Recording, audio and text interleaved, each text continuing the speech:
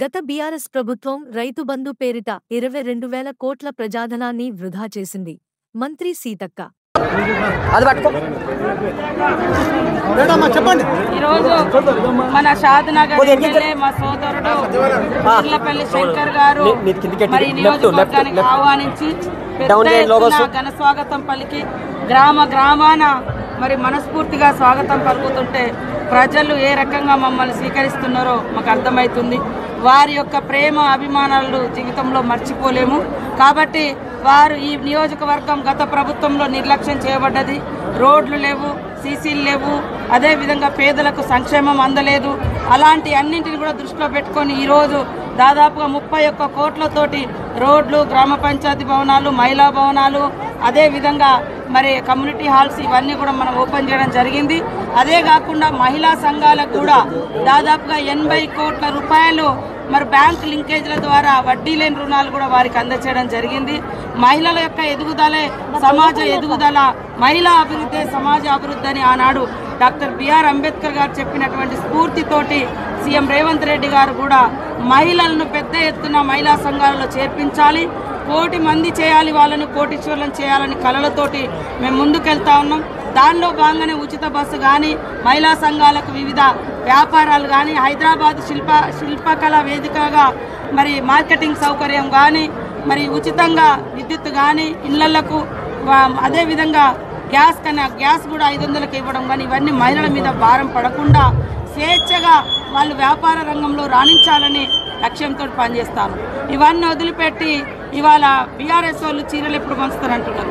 అయ్యా, ఏడాదిలో మీరు ఒక చీర పంచారు, కానీ మేము రోజు వాళ్ళు ఎప్పుడైనా ఏ అవసరంకైనా వెళ్ళిపోతే ఉచితంగా బస్సు ప్రయాణం నడుస్తుంది. మీరు ఈరోజు 100 ఎకరాల ఫామ్ హౌస్లలో కూడా ఫ్రీ కరెంటు పెట్టుకున్నారు, కానీ పేదింటి బిడ్డలకు ఉచితంగా 100 యూనిట్లు కూడా మీరు కరెంట్ ఇవ్వలేదు. ఇవాళ మేము ఉచితంగా కరెంట్ ఇస్తూ ఉన్నాం. ఆ రోజు మేము 500 ఉన్న గ్యాస్ మీరు వచ్చిన తర్వాత 1200 పెంచి వాళ్ళ దగ్గర 700 అదనంగా గుంజిరు, కానీ ఈరోజు 500కే గ్యాస్ ఇస్తున్నాం.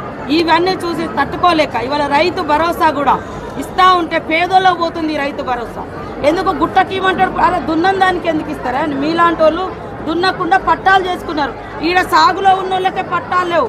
అలాంటి వాళ్ళకు అసలు పంట పండించే కష్టపడే రైతన్నకు రైతు భరోసా, రైతు బంధు ఇవ్వలేము. మీరు కేవలం మరి రోడ్ల మీద కూడా ఇచ్చుకున్నారు. అట్లా 22,000 కోట్లు అది ఎవరి సొమ్ము? పబ్లిక్ సొమ్ము. నీకు ఇష్టం వచ్చినట్టు పంచుకోవడానికి నీ ఇంట్లో సొమ్మ, నీ ఫామ్ హౌస్ సొమ్మ? అర్థం చేసుకోవాలి, అడగాలి. ఇక్కడటువంటి యువత కూడా, రాష్ట్ర మహిళలు కానీ యువకులు కానీ అందరికీ అంటే ఆయన ఆల్రెడీ 1000 ఎకరాలు నా ఆసామి కూడా రైతు బంధు ఇవ్వంటే ఎట్లా నడుతుంది ఇది? మరి అసలు లేనని పరిస్థితి ఏం కావాలి? ఇది ఎవరి డబ్బు? పబ్లిక్ డబ్బు.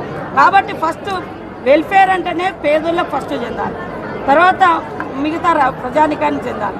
అట్లా కాకుండా గత ప్రభుత్వం పేదోళ్ళను పూర్తిగా నిర్లక్ష్యం చేసింది. అందుకనే కష్టపడే రైతన్నకు, పంట పండించే పొలాలకు అవి రైతు బంధు ఇవ్వాలంటే దాన్ని తట్టుకోలేకపోతున్నారు. కాబట్టి ఈరోజు రైతు భరోసా కానీ, రేషన్ కార్డులు కానీ, ఇందిరమ్మ ఇండ్లు కానీ ఇవన్నీ కూడా పేదల సంక్షేమాన్ని దృష్టిలో పెట్టుకొని తీసుకొచ్చిన స్కీమ్స్. డైరెక్ట్గా పేదలకు ఫస్ట్ న్యాయం జరుగుతుంది. ఇవాళ ఒక దిక్కు అంతరాలు పెరుగుతున్నాయి సమాజంలో. కోటీశ్వర్లు 1000 కోట్లు సంపాదిస్తున్నారు, పేదోడు కనీసం తినడానికి కూడా తిండి లేకపోతున్నాడు. అలాంటి వాళ్ళని ఫస్ట్ ప్రయారిటీగా మనం చూడాలి. ఆ దృక్పథం సమాజంలో రావాలి. అన్నీ నాకే రావాలని కాదు, అందరికీ రావాలి. పేదోళ్ళకు ఫస్ట్ కడుపు నిండాలి అనేటువంటి లక్ష్యంతో ఈ ప్రభుత్వం పనిచేస్తుంది. దీవించాలి అని ఈ సందర్భంగా ప్రజానికాన్ని కోరుకుంటూ అందరికీ నమస్కారం.